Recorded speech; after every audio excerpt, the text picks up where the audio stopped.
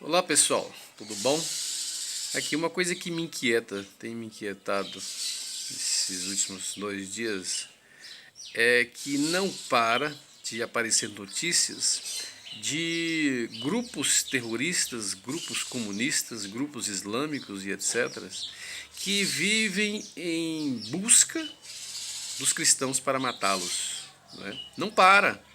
Eu tenho um amigo nas redes sociais, um amigo de luta nos movimentos sociais, que eu partilhei com ele o último caso agora, recente que aconteceu, onde o Boko Haram matou diversos cristãos, né? Tinha um pessoal, eles mataram na igreja, depois quando o pessoal foi lá recolher os corpos e fazer velar para poder enterrar, o grupo terrorista islâmico voltou para matar os demais, impedindo as pessoas de fazer o santo velório, né?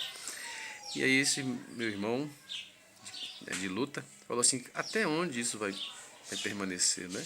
É uma pergunta que devemos continuar a fazer.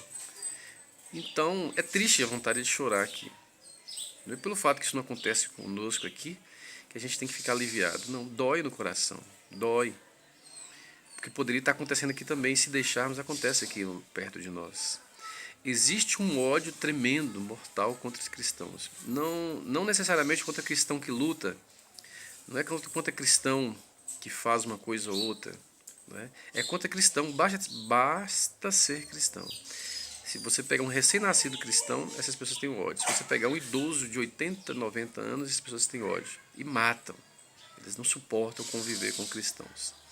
Então isso faz com que o cristianismo sempre foi, desde sua nascente, o povo, né, a religião e o povo mais perseguido, né, por todos esses grupos.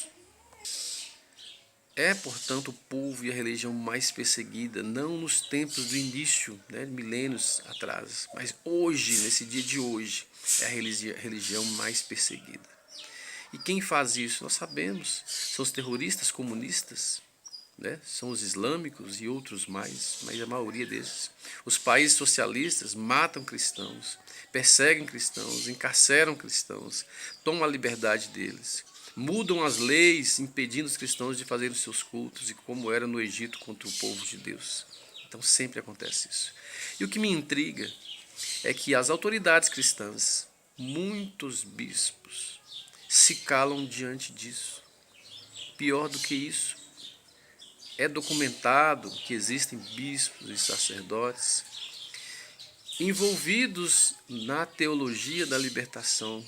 A teologia da libertação nada mais é do que o comunismo, que usurpam as cadeiras da igreja. A teologia da libertação é a mesma que protege os terroristas que perseguem os cristãos. Meu Deus do céu. Que raiva que me dá, sabe? De saber que isso existe. As próprias pessoas que perseguem o cristianismo disfarçam-se de cristãos, chamada teologia da libertação, e entram na igreja. Não somente entra para sentar e ouvir o evangelho, não é para isso. Elas entram para deturpar o evangelho. Vestem-se de roupas sacerdotais muitas vezes e enganam o povo. É triste, muito triste isso.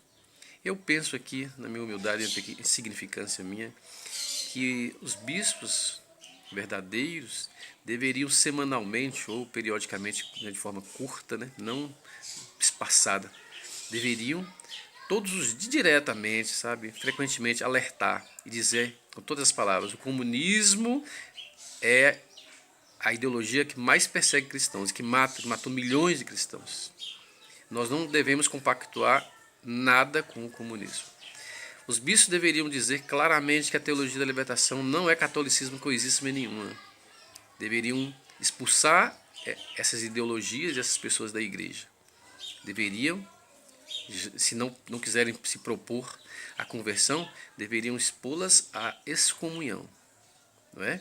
Porque não pode haver gente dentro da igreja que protege os perseguidores terroristas. Isso é perseguir a Cristo.